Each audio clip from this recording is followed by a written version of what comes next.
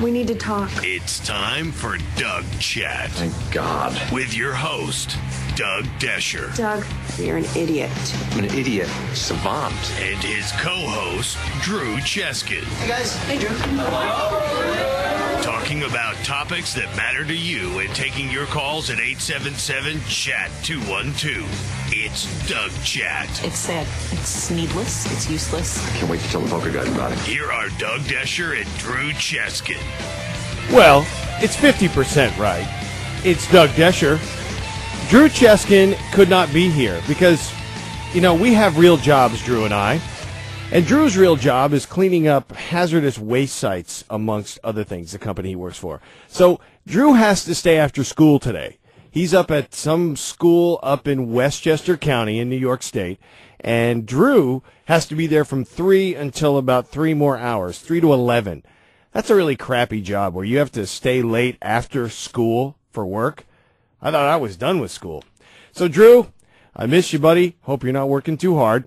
So it's Doug Desher solo tonight. Lots of things to get to. One of the things we're going to talk about is we're going to talk about Cablevision versus ABC. And joining us on the phone will be 42-inch televison.coms Chris Rosen. We're going to go through what does it mean, this battle between ABC and Cablevision? What does it mean, you know, for people who want to see the Oscars? And what does it mean for you, the consumer? Because this is going to impact, it seems like a trend. Cablevision had a war with the Food Network recently last year. So we'll get to that. First, if you have a good friend, think about how good a friend you might have at your job. Tiger Woods may have the best workplace friend of all time. Steve Williams is his caddy, and during this whole thing, he's from New Zealand, I think. He might be either from New Zealand or Australia. I can't tell from the accent. But he did an interview with New Zealand television, and they asked him about Tiger. And if you have a friend, everybody should have a friend like this. When they asked him about this whole scandal and did he know anything, here's what he said. I knew nothing, and that's my answer.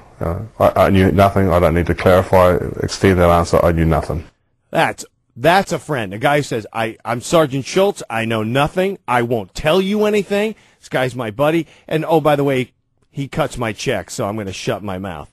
So they asked him, has he talked to Tiger about this? And where does he stand about Tiger? And this guy's a pretty great guy. This is what he said. When you're friends with somebody and you're a true friend of somebody, that's when somebody needs their support, and that's when they need you the most. So that's when you don't walk away. I mean, Tiger's a very good friend of mine, one of my closest friends, and he needs my support right now, and I'd never think of walking away. It's not up to me to beat him with a stick right now. I mean, he's getting enough grilling from everybody else. I mean, obviously at some point in time I'll have a conversation with him, but I mean, not right now. It's not at that point in time. I mean, I'm fully supportive of him, and I'd like to see him get back playing on the PGA Tour. So, that's my role right now. I love that. I would love to think that the guy who sits next to me doing this show, who's not here tonight, that if I got into a scrape, that he'd be as loyal as that.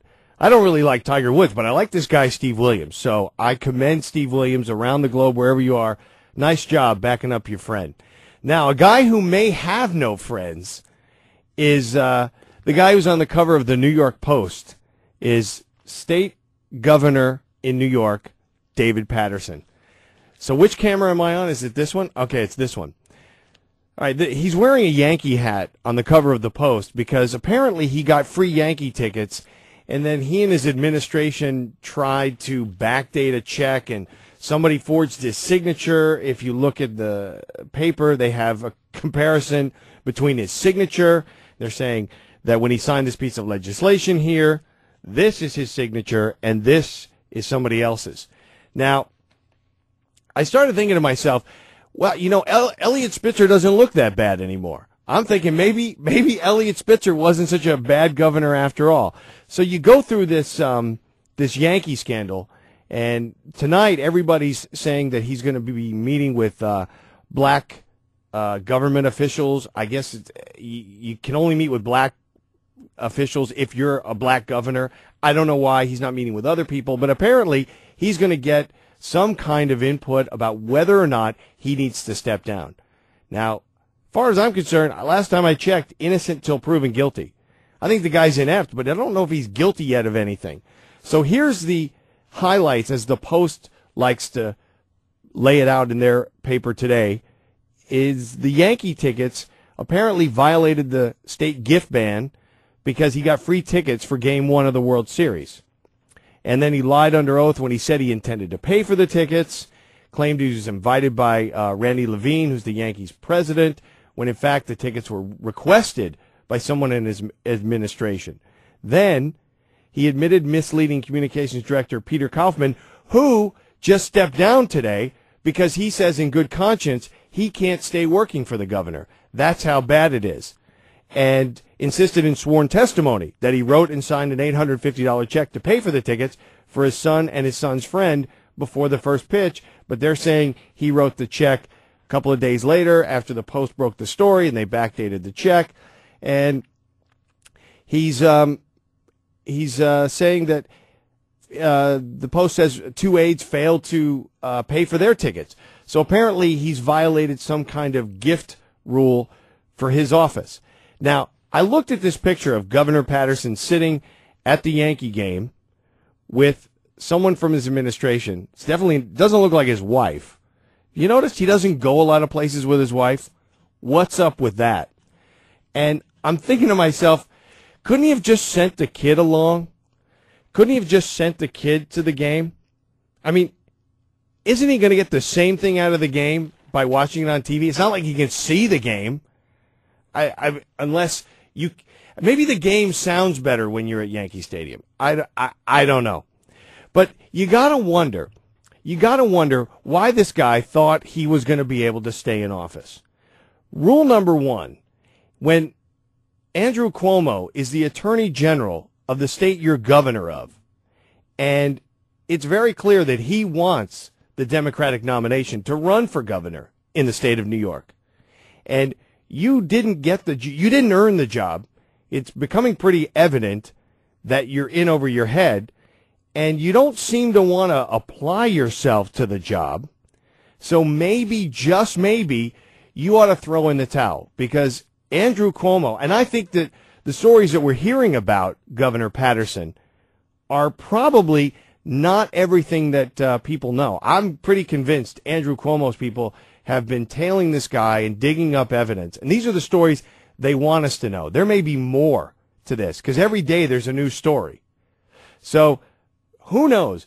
Governor Patterson may not be the governor tomorrow morning or Monday morning. Who knows? Every day it's a new story. And the guy who got appointed lieutenant governor after Patterson became governor when Spitzer stepped down, this guy was embroiled in controversy when they appointed him, because apparently Patterson violated some rules when he did that.